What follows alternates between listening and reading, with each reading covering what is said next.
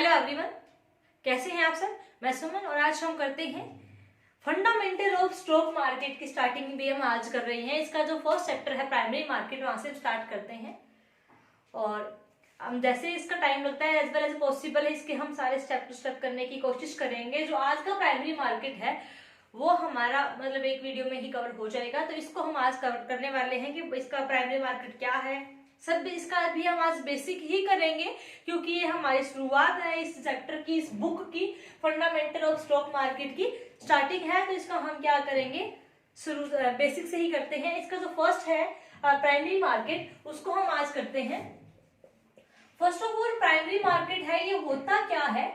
Primary market वो market है जिसके अंदर हमारी जो भी सिक्योरिटीज, ठीक है, बेसिकली इसके अंदर जो भी ट्रांजेक्शन होती है ना वो सिक्योरिटीज में होती है, मतलब शेयर्स, डिबेंचर हो गई।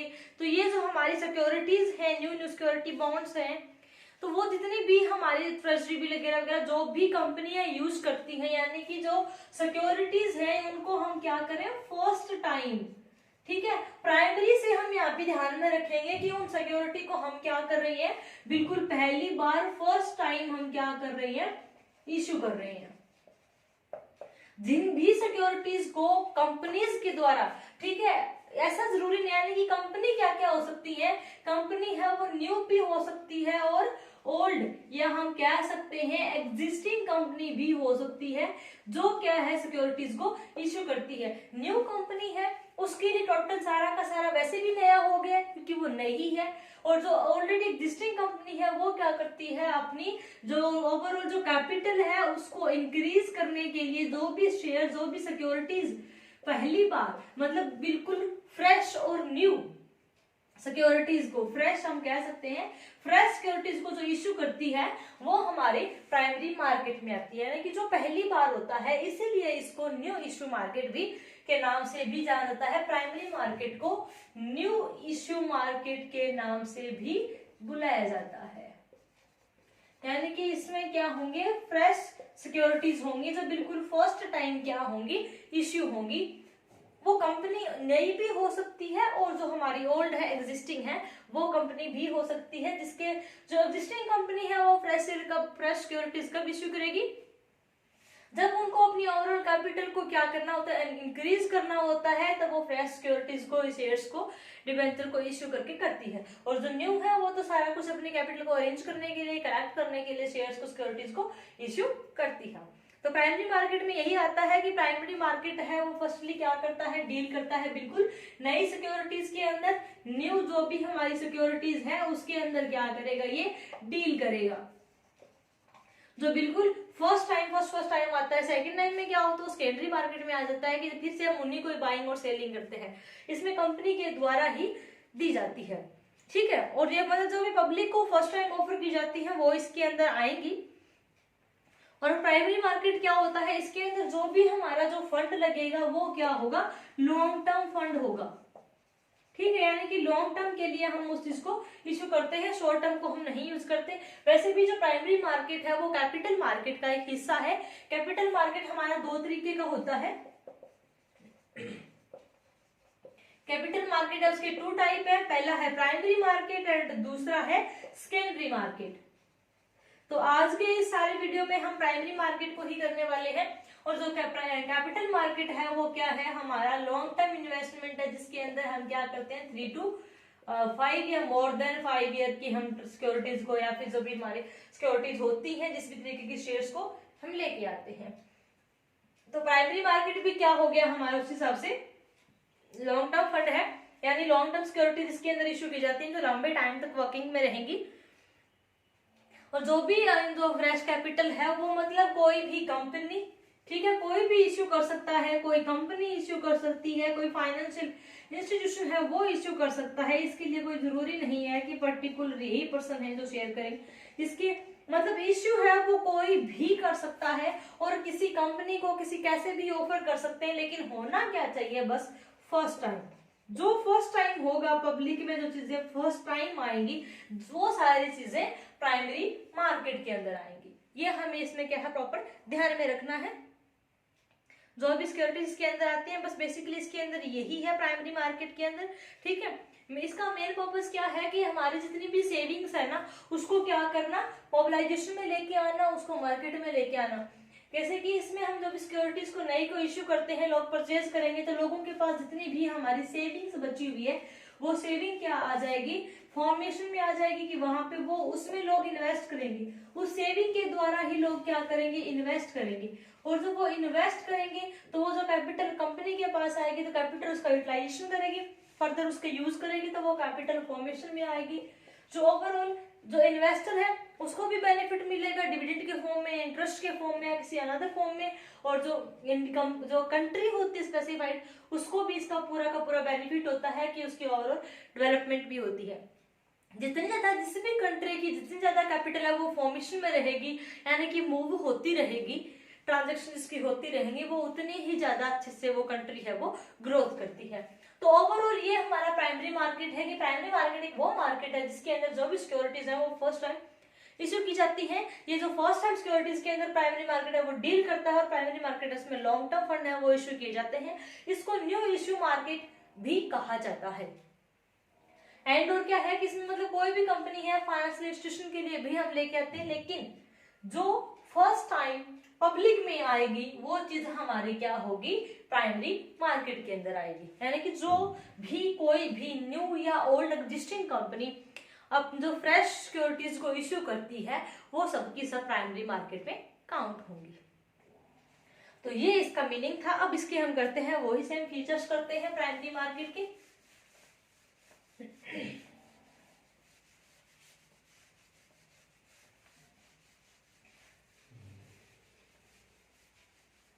इनके जो मीनिंग्स होता है, इन चीजों को ही हमें ध्यान से देखना होता है कि अगर ये चीजें, क्योंकि जो बेसिकली फीचर्स हैं इसके और कहीं ना कहीं एडवांटेजेस हैं वो सारे यहीं से ही निकलते हैं। अगर किसी भी चीज का हमें बेस समझ में आ गया तो उसका आगे का हमारे लिए चीजें समझना करना बहुत ही आसान हो जाते हैं।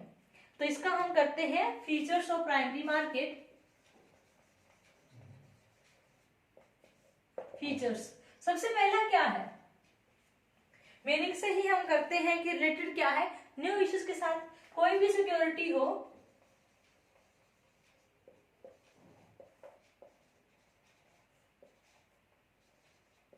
कोई भी सिक्योरिटी हो, कुछ भी हम इश्यू करते हैं, यानी कि वो क्या होनी चाहिए, न्यूली फर्स्ट टाइम होनी चाहिए। उसके लिए ऐसा कोई भी जरूरी नहीं, मतलब सिक्योरिटीज में सब कुछ आता है, बॉन्ड, शेयर, डिवेंचर, जो भी बिल्स हैं, मतलब हर चीज के तरीके जिसके थ्रू हम ट्रांजेक्शन कर सकते हैं इजीली। जो जिसके थ्रू कंपनी है वो अपने कैपिटल को इंक्रीज कर सकती है, कैपिटल को कलेक्ट करती है बाय द पब्लिक।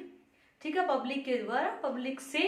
ठीक है, आगे हम बोलते हैं कि फ्रॉम द पब्लिक, पब्लिक से कंपनी कलेक्ट करती है और उसी को आगे फर्दर यूज करने के लिए। तो वो सारी चीजें यानी कि जो बिल्कुल फर्स्ट टाइम हमारी होंगी ना, वो सारे इसी के अंदर आएगा, प्राइमरी मार्केट का हिस्सा रहेगा। जो बिल्कुल फर्स्ट टाइम होता है, जो बिल्कुल इनिशियली बिल्कुल फ्रेश जो उसको यूज करता है ना, उसको हम कहते हैं आईपीओ।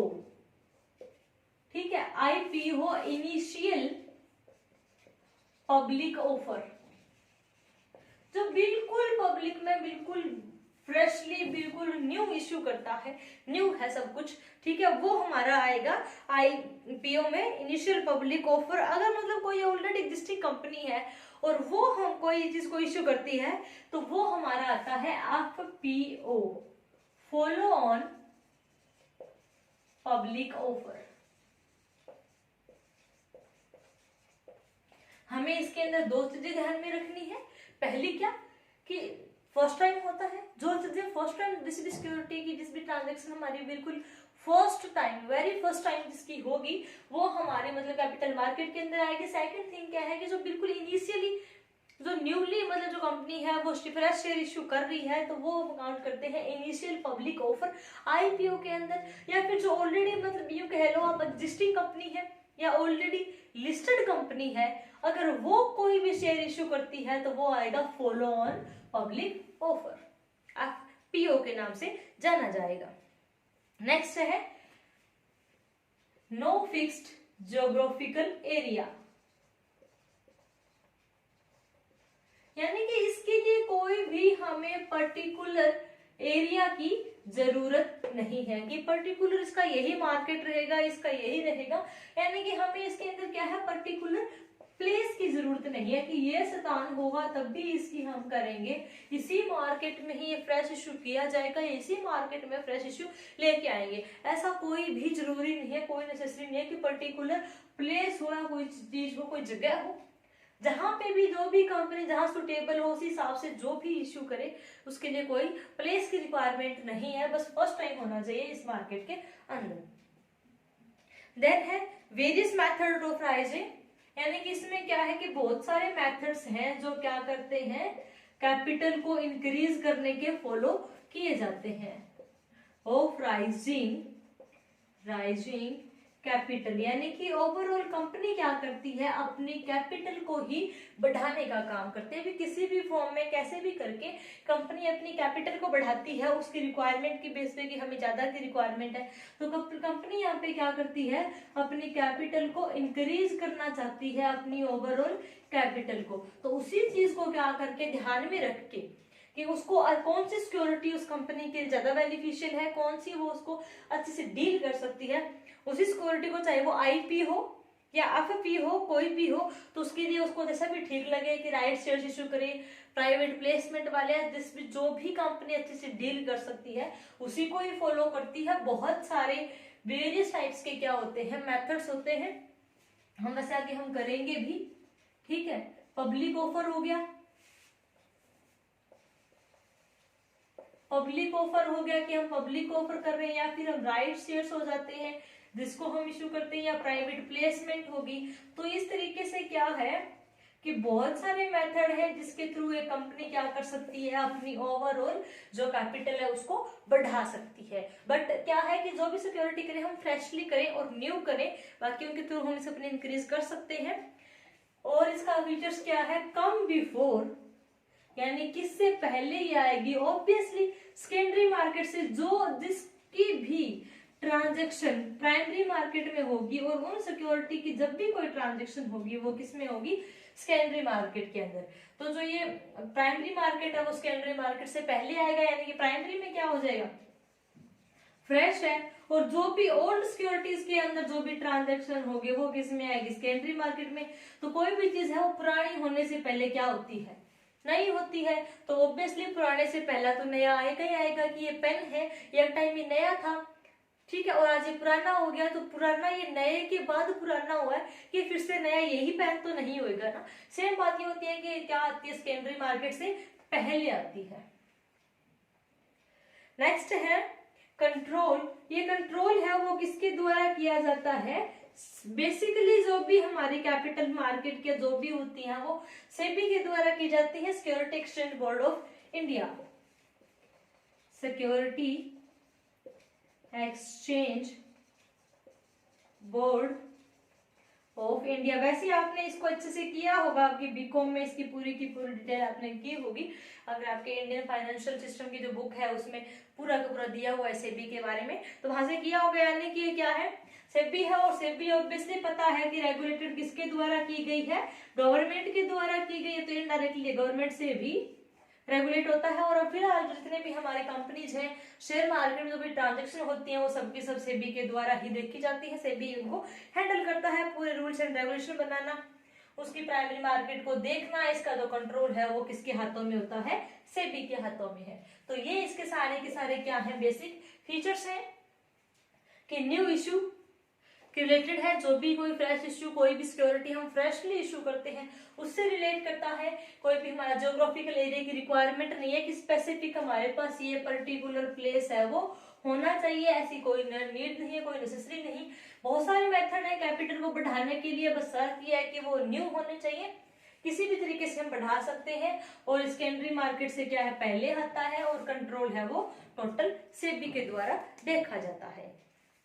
तो सेबी क्या करती है, इन्हें कंट्रोल करती है। नेक्स्ट इसका आता है issue mechanism of securities in primary market. जो इसका मैकेनिज्म है, यानी कि इसका टोटल जो मैनेज सिस्टम है, किस किस तरीके से इसको हम इश्यू करते हैं, किस किस को इश्यू करते हैं, कौन कौन से शेयर्स हैं जो फ्रेशली और किस टाइप से इश्यू हो सकते हैं, वो सारे के सारे अब हम करने वाले हैं, इसका मैकेनिज्म करने वाले हैं पूरा का पूरा। जो भी हमारा मैकेनिज्म रहता है प्राइमरी मार्केट में, इसका पॉइंट प्रॉपर बनेगा issue mechanism of securities in primary market.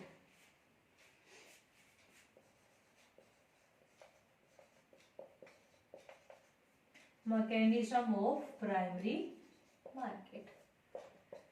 Primary market है, इसको पीएम प्राइम मिनिस्टर ना ले लेना भाई, हम पढ़ी ही प्राइमरी मार्केट के बारे में रहे हैं, तो इसको आप प्राइमरी मार्केट ही लेना। कहीं आपको होगी मैकेनिज्म पीएम का कैसे करें, वो नहीं है, ठीक है। तो इसका हम करें प्राइमरी मार्केट डिपेंडिंग अपॉन बहुत सारी चीजों के ऊपर है। ये हम इसका मैकेनिज्म किस किस चीजों को ध्यान में रख के करते हैं। सबसे पहले तो हम इसकी अमाउंट की, हमें जो अमाउंट है ना वो कितनी रिक्वायरमेंट है, टोटल हम कितने शेयर्स की इश्यू करेंगे और किस तरीके से करेंगे, टोटल जो भी हमारी इश्यू की अमाउंट रहेगी वो कितनी रहेगी। दूसरा, हम टाइम को ध्यान में रखते हैं कि टाइम कितना, हमें हमारे पास टाइम है, कितने टाइम में हमें कैपिटल बढ़ानी है, उस चीज को हम ध्यान में रखते हैं। देन हमारी कौन कौन सी लीगल रिक्वायरमेंट है जिसको भी हमें पूरा ध्यान में रखना है।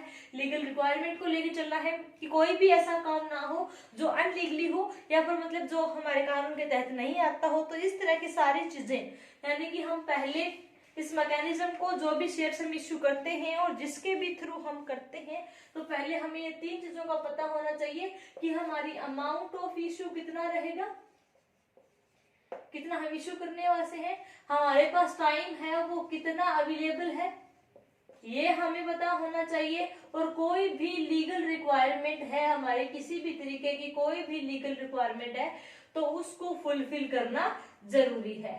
तो ये तीनों चीजों को, इस तीनों चीजों को हमारे माइंड में सेटअप होने चाहिए। इसी के बाद क्या है, इसका कोई मेथड्स है वो फॉलो अप करते हैं, जो भी हमारे यहाँ पे सेट होता है, जो भी सिचुएशन की डिमांड होती है, तो उसी के हिसाब से हम क्या करते हैं, इसका मेथड है वो फॉलो करते हैं।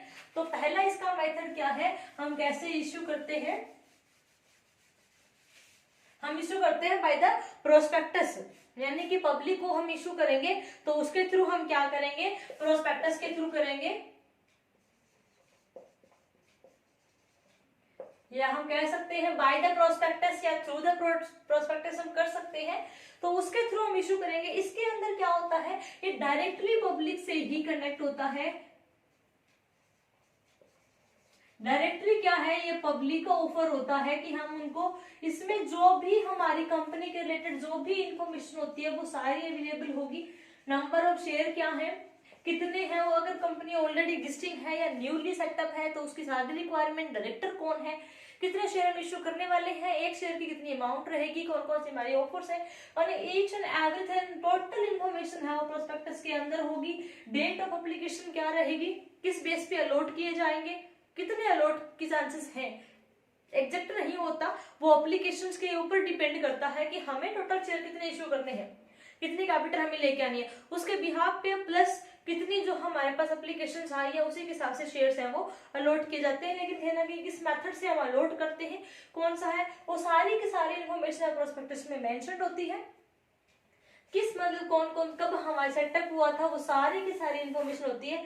लाइकवाइज के बच्चे कॉलेज में एडमिशन लेते हैं, ठीक है, तो उससे पहले क्या करते हैं, उस कॉलेज का प्रोस्पेक्टस लेते हैं, तो उसके बारे में उसके थीम्स हैं, उसकी फोटोज हैं, लाइब्रेरी कौन सी है, उनकी कितनी उसके अंदर लैब्स हैं, क्या क्या है, कौन इसका डायरेक्टर है, कौन इसका प्रिंसिपल है, कौन इसको मैनेज कर रहा है, ओवरऑल सारी कहाँ ये प्रॉपर्ली लोकेटेड है, क्या इसका पीछे का क्या इसका रहा है, किसने इसमें ग्रोथ करी है, तो वो सारी इन्फॉर्मेशन होती है। तो वहां से देख के कौन कौन से कोर्सेज हैं जो प्रोवाइड किए जाते हैं।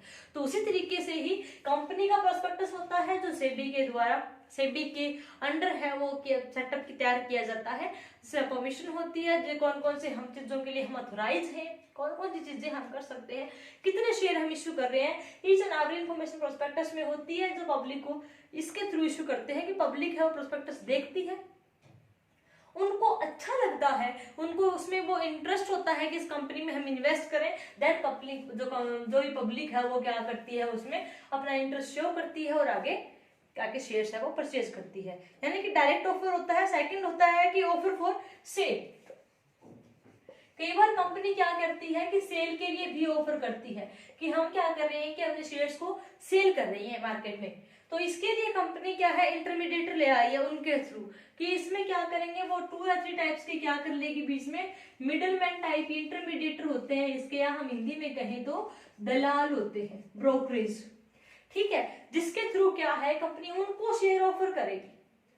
इसके अंदर भी बहुत सारे जो ब्रोकर्स होते हैं वो होते हैं इंटरमीडिएटर होते हैं, जो जिसको उनको ऑफर किया, उन्होंने ऑफर चल रहा है कंपनी के शेयर्स का, सेलिंग का, कि इसमें जो क्या है कंपनी काफी हद तक अच्छे हैं, वो सेल का ऑफर करिए, तो वो अपने बिहाफ पे हम परचेज कर लेते हैं। इसके अंदर 2 स्टेजेस आती हैं, the sale of security done in 2 stages के अकॉर्डिंग, यानी इसमें क्या होता है 2 स्टेजेस है वो फॉलो की जाती हैं, फर्स्ट एंड सेकेंड, ठीक है। फर्स्ट के अंदर क्या होता है कि फर्स्ट में क्या होगा, company total number of security to the issue house, यानी कि जो भी ब्रोकर्स है ना टोटल, इसके अंदर क्या करेगी कि जो टोटल सिक्योरिटीज को क्या करेगी, इश्यू हाउस को कर देगी, यानी कि दलालों को ही जो जितनी भी सिक्योरिटी है, जितने भी अगर शेयर डिबेंचर इश्यू करना चाहती है ना कंपनी, तो वो सारे के सारे क्या करेगी, ब्रोकर्स को, इन्हीं को ही सेल कर देगी, ठीक है।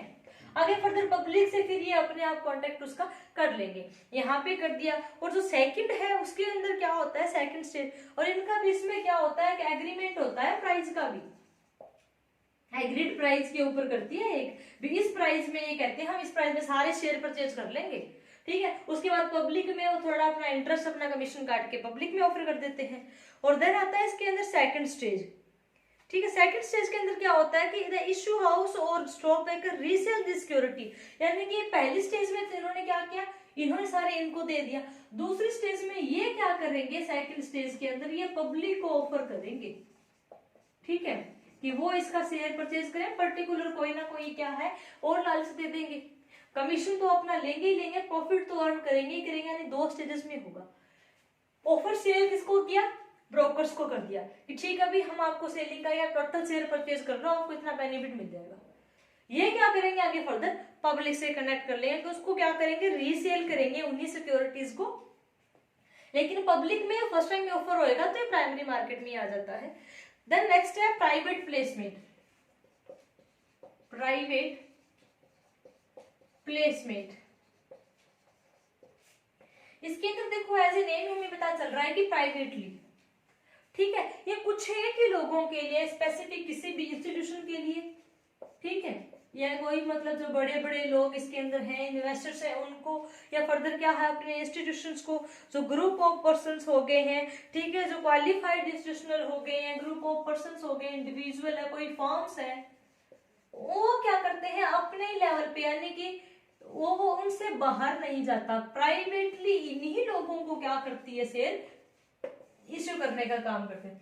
कि प्राइमरी मार्केट में जो प्राइवेट प्लेसमेंट है, जिसके थ्रू हमारी कैपिटल को इंक्रीज किया जाता है, जिसके अंदर, तो वो क्या करता है प्राइवेट प्लेसमेंट में कि वो पब्लिक को डायरेक्टली ऑफर ना करके, आम जन को ना देके, कुछ जो क्वालिफाइड इंस्टीट्यूशन होते हैं, स्पेसिफिक कोई इंस्टीट्यूशन हो गया, या ग्रुप ऑफ पर्संस ने मिलके ले लिया, या कोई फर्म्स हो गई है कोई बड़ी, या कोई फर्दर कोई और कंपनी परचेज करना चाहती है, तो ये सिर्फ क्या है उन्हीं पर्सन को ही क्या करेंगे, शेयर्स का ऑफर देंगे, उन्हीं में ही शेयर्स इश्यू करेंगे, उन्हीं के थ्रू ही अपनी कैपिटल को क्या करेंगे, इंक्रीज करेंगे। देन नेक्स्ट आता है राइट इश्यू। राइट इश्यू क्या होता है, राइट इश्यू वो शेयर्स होते हैं जो कंपनी क्या करती है अपने मेंबर्स को, या फिर हम कहें कि जो ऑलरेडी मेंबर्स की जगह भी हम अगर शेयर होल्डर लिखें ज्यादा बेनिफिशियल है, ठीक है, यानी कि शेयर होल्डर को क्या करती है, ऑफर करती है पहले। राइट है किसका, शेयर होल्डर का, कि जो पुराने शेयर होल्डर है ना उनको क्या करेगी कंपनी, शेयर्स ऑफर करती है कि भाई, और इसका जो रेट होता है वो भी क्या रहता है, लो रहता है एज कंपैरिजन मार्केट रेट। तो वो अपने शेयर होल्डर को ऑफर करती है कि कंपनी नए शेयर इश्यू करना चाहती है, पहला अधिकार आपका है, अगर आप कोई शेयर को परचेज करना चाहते हैं तो आपको इस कम रेट में दिया जाएगा, उसके बाद अगर वो लोग नहीं एग्री होते हैं, नहीं परचेज करना चाहते, देन वो मार्केट में आता है। तो राइट से याद रखना कि इसका अधिकार पहला किसका बनेगा, जो पुराने हैं, उस संस्था से जुड़े हुए, उन्हीं को ये चीजें मिलेंगी। तो ये आता है राइट इश्यू का। देन आता है बोनस इश्यू। बोनस इश्यू में क्या होता है, देखो बोनस, क्योंकि जो भी कंपनी है वो बेटर काम जो भी इंप्लॉय करता है उन्हें क्या देना होता है, उन्हें बोनस देना होता है। तो कंपनी अब बोनस क्या करे, कैश में ना देके कई बार क्या करती है, सिक्योरिटीज में दे देती है कि ठीक है इसके लिए कोई भी मनी है या मतलब कोई भी अमाउंट है वो चार्ज नहीं करती, पैसा नहीं लगता। कंपनी को क्या होता है कि अच्छा चल रहा है, अच्छा बिजनेस है, तो कंपनी को कैपिटल भी इंक्रीज करनी होती है और उनको एम्प्लॉयज को बोनस देने की जगह वो क्या कर देती है, शेयर ऑफर कर देती है।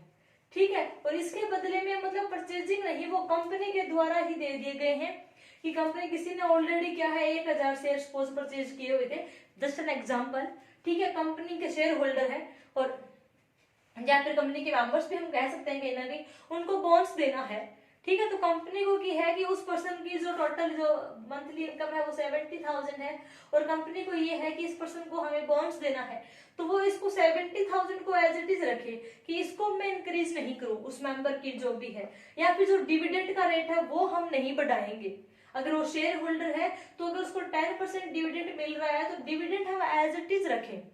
ठीक है, डिविडेंड ना करके हम यहाँ पे क्या करेंगे, इसको 100 शेयर्स का ऑफर कर दें, ठीक है तू शेयर्स ले ले, तो यहाँ पे उसके पास क्या हो जाएंगे 1100 शेयर्स हो जाएंगे और उसको पैसा उसके बदले में कोई भी नहीं देना पड़ा। तो that is known as bonus share, जो कंपनी इशू करती है बट उसके लिए कंपनी कोई भी चार्ज नहीं लेती है। एक होता है employ stock plan option, employ stock plan option. ठीक है, ये शॉर्ट फॉर्म से भी जाना जाता है ESOP। ये किसके लिए होता है, ये डायरेक्टर के लिए होता है बेसिकली। ठीक है, जो भी मतलब कंपनी का डायरेक्टर है, ऑफिसर और एम्प्लॉयज भी होते हैं, ऑफिसर हो गए एंड एम्प्लॉय भी होते हैं, तो ये उन सब के लिए होता है कि जो उनके लिए एक स्टॉक ऑप्शन के तहत वही रेट भी इसमें भी कम रहता है, लो रेट में लो प्राइस में कंपनी के मेंबर को शेयर्स क्या करती है, इश्यू करती है। ये सिर्फ उन्हीं के लिए ही कंपनी ने ऑफर निकाला है कि ये उन्हीं को ही देगी। इसका जो रेट है ज्यादा मतलब इसका थोड़ा ही कम होता है मार्केट से, और अगर वो लोग परचेज करें तो ठीक है, अदरवाइज मार्केट में आ जाएंगे। स्पेसिफिकली आते ही एम्प्लॉयज और मेंबर के लिए है, कंपनी है वो शेयर पास करती है कि जो भी कंपनी के डायरेक्टर, ऑफिसर, एम्प्लॉयज, मेंबर्स लेना चाहें तो कम प्राइस के ऊपर कंपनी उन्हें शेयर ऑफर कर रही है। तो यहाँ तक इसके सारे आप पॉइंट है, मैकेनिज्म है वो यहाँ तक पूरा कंप्लीट होता है कि इस के थ्रू और इस टाइप से कंपनी क्या करती है, अपने शेयर्स को सेल करती है। देन इसी में ही नेक्स्ट पॉइंट आता है कि इसके कौन कौन से इंटरमीडिएटर्स हैं जो इसमें इन्वॉल्व हैं। ठीक है, यानी कि कोई भी शेयर है, कोई पर्सन अगर डायरेक्टली परचेज करना चाहे तो वो नहीं होता। डायरेक्टली परचेज मतलब किसी को कोई पर्सन कर भी ले और कई बार जिसको पूरी इंफॉर्मेशन नहीं भी होती है लेकिन वो इंटरेस्टेड है कि वो शेयर परचेज करे, तो इस फील्ड में भी क्या होता है, इंटरमीडिएटर होते हैं जो अपनी बेस पे या कई बार कंपनी सारी इंफॉर्मेशन प्रोवाइड करवा देते हैं, तो वो क्या करते हैं शेयर्स को परचेज करवाने में और कंपनी को शेयर्स को सेल करने में हेल्प करते हैं कि भी कंपनी से भी वो कमीशन चार्ज करते हैं और जिसको जो पर्सन उसके थ्रू परचेज करेगा तो उससे भी कमीशन है वो चार्ज करेंगे। तो इसके अंदर आ सकते हैं मिडल मैन कह सकते हैं या फिर इंटरमीडिएटर।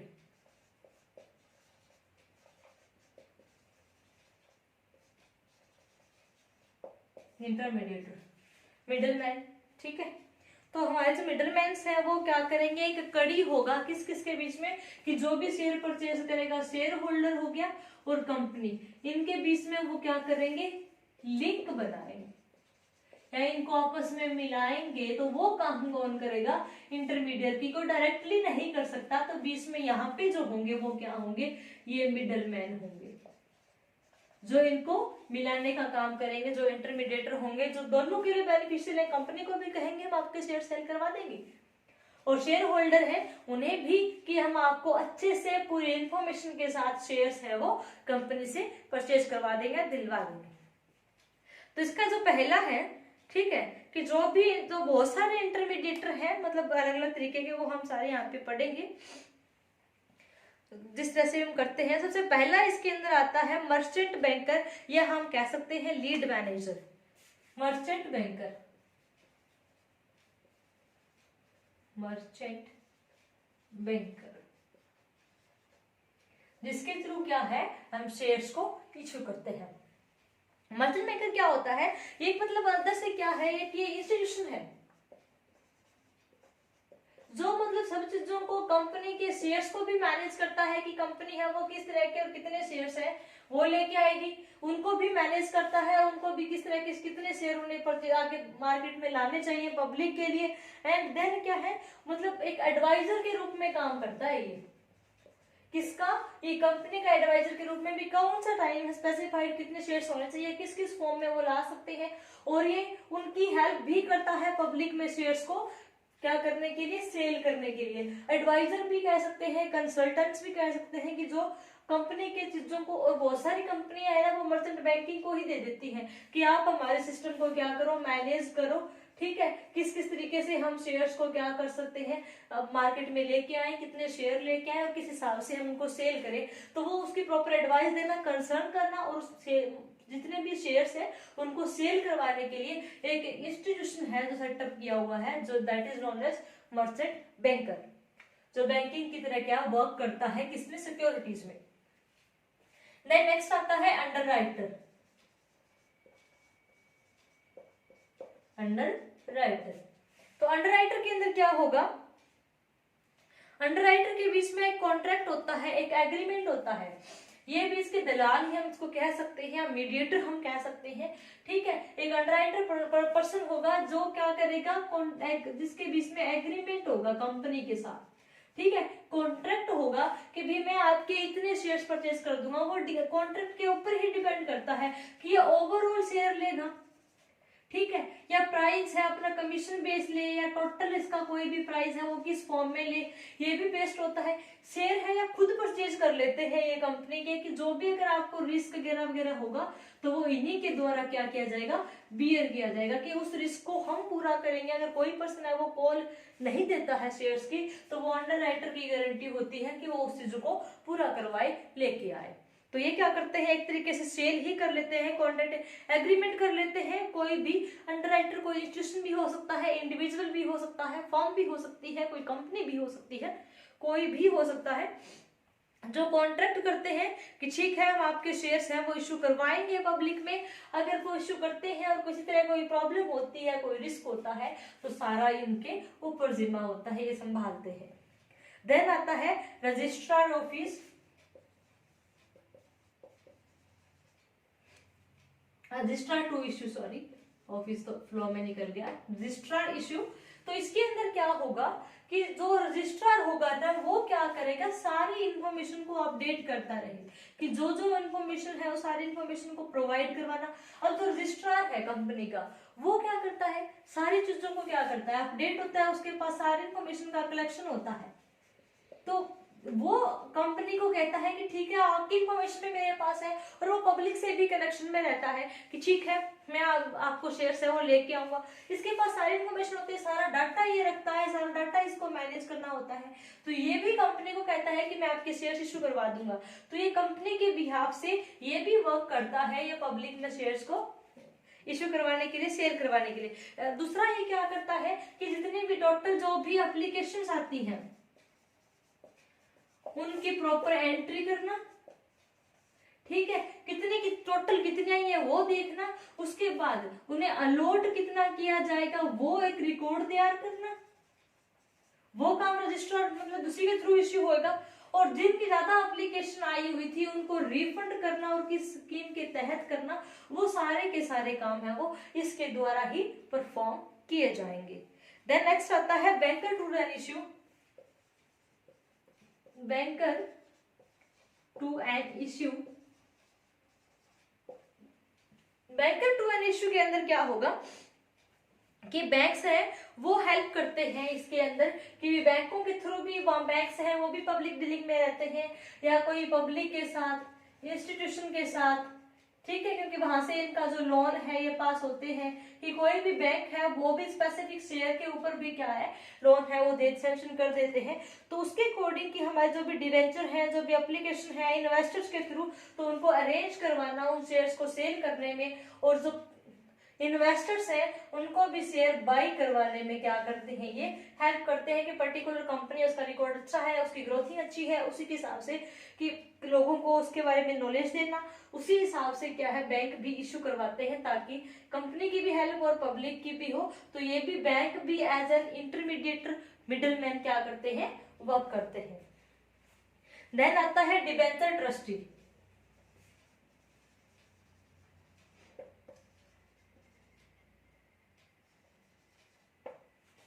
डिबेंचर ट्रस्टी का क्या होगा कि जब भी कोई कंपनी मोर देन 18 मंथ, ठीक है, मोर देन 18 मंथ के डिबेंचर्स है, ठीक है, अगर वो इश्यू करना चाहती है तो एसबीआई कहता है, सॉरी सेबी कहता है कि आपके पास डिबेंचर ट्रस्टी होना चाहिए, आपको लेके आना ही आना पड़ेगा, जो डिबेंचर की सारी चीजों को देखेगा, उसको अपॉइंट करना जरूरी है, कंपल्सरी है। फिर वो जितने भी डिबेंचर की, जो भी डिबेंचर कंपनी को इश्यू करना है, जिस भी तरीके से करना है, क्या रेट रहेगा, क्योंकि इनका जो टाइम पीरियड होता है वो फिक्सअप होता है, कब ये रिडीम होंगे, कितना इसका इंटरेस्ट रेट रहेगा, वो सारी इन्फॉर्मेशन ट्रस्टी के द्वारा ही देखी जाएगी कि इसका फिर ये ट्रस्टी है ना, यही पब्लिक में क्या करेगा, डिबेंचर ऑफर करेगा और फुल इंफॉर्मेशन के साथ कि इतना इतना हमारी कंपनी का ये सिस्टम है। तो ये आएगा डिबेंचर ट्रस्टी के अंदर। देन इसका नेक्स्ट पॉइंट है broker to an issue. Broker to an issue, broker to an issue के अंदर क्या होता है कि कोई भी broker to an issue are the member of stock exchange. ये किसके मेंबर होते हैं, जो भी इस मतलब जो ब्रोकर्स को बीच में हम लेके आते हैं, जब हम शेयर्स को इश्यू करना होता है तो ये स्टॉक एक्सचेंज के मेंबर होते हैं, जिसके अंदर सारे रेट वगैरह क्या है परस्क्राइब किए जाते हैं। तो वो क्या करेंगे, वहां से इन्वेस्टर्स को स्प्रेड और दलाइज या मतलब बहुत सारी जगह पे फैले होते हैं, जो इन्वेस्टर्स को लेके आते हैं कंपनी में इन्वेस्ट करने के लिए, उनका इंटरेस्ट क्रिएट करते हैं ताकि वो किसी भी कंपनी के मतलब जिस भी कंपनी इस ब्रोकर्स को यूज करती है तो उसके शेयर्स को सेल करने में और जो इन्वेस्टर्स है उनको बाय करने में हेल्प करते हैं, इन्फॉर्मेशन देते हैं प्रॉपरली। और इसके लिए पहले वो स्टॉक एक्सचेंज से क्या होती है, अप्रूवल की भी जरूरत होती है कि उन्हें प्रायर अप्रूवल है उनके पास कि ठीक है हमें ये काम, ये परमिशन है, हम ये काम कर सकते हैं। देन आता है पोर्टफोलियो कंसर्न। पोर्टफोलियो कंसर्न के अंदर क्या होता है कि इसमें हमारी जितनी भी सिक्योरिटीज है उनका क्या होगा, ग्रुप ऑफ सिक्योरिटीज बनी होंगी, ठीक है, सिक्योरिटीज का क्या होगा, एक ग्रुप होगा पर्टिकुलर, ठीक है, जिसके अंदर एक मतलब बास्केट की तरह कि हम इसमें अलग अलग हम स्कीम देंगे, ऑफर देंगे, जिसके अंदर कुछ एक शेयर्स होंगे, डिबेंचर भी होंगे, बॉन्ड्स भी होंगे एंड क्या होगी अनदर सिक्योरिटीज भी होंगी, ठीक है। इन सबके हिसाब से हम क्या करते हैं कि कम और ज्यादा करके, कुछ में थोड़ा सा कम हो, किसी में ज्यादा, ऐसे करके हम पब्लिक को ऑफर करते हैं कि टोटल ये मतलब इसे सेट है ये।